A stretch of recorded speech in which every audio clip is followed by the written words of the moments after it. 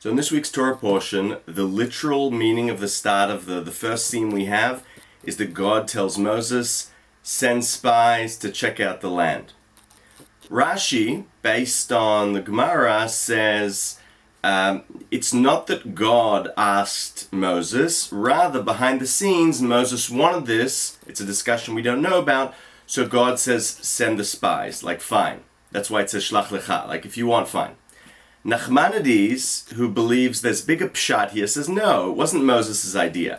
What the Bible isn't telling us is that the Israelites came to Moses and said to him, we really want this. And he's like, okay, let's have an action plan. And then God says, yeah, sure, good idea, why not? I'd like to offer what I think is the literal meaning, or a humble take on this. And that is that what the verse says is actually what really happened. That is, it was God's decision. God chose to tell Moses, I want you to send spies. And from this one may carefully deduct, this is the first time God is actually testing the Jewish people. We know that God has a history of testing people. He's tested Abraham, he's tested Moses. So why doesn't he ever test the Israelites? In fact, in this week's Torah portion, he keeps saying the Israelites are always testing me. I think God tested us here. Why? I think this was an opportunity, and this I'm inspired by Rabbi Yehuda al-Kalai. I think this was an opportunity to correct the sin of the brothers selling Joseph. There were two problems when the brothers sold Joseph. One, they sold him they went chutz la'aretz, they went outside of Israel. The other, the bigger no-no, was there was lack of unity. And when there is lack of unity, there is fighting, there is bickering, there is fake news.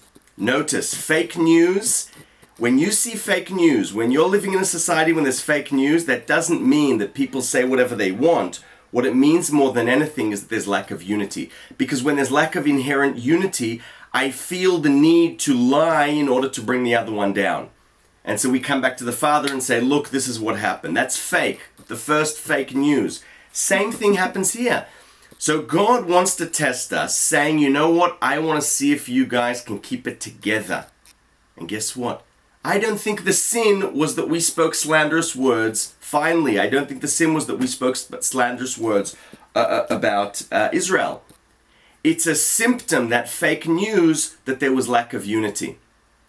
Kalev ben Yefuneh, Yoshua bin Nun, great good guys.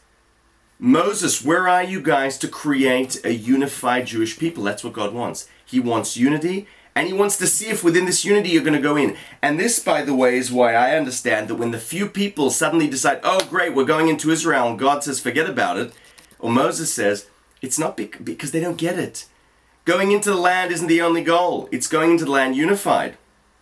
And so one could ask in today's day and age, if we hear too much fake news amongst leaders, the problem isn't the fake news on either sides of the political map. The problem is that we're not unified. And we need to first fix that because we're already in Israel. So thoughts on the Torah portion of Shlakh. Shabbat Shalom.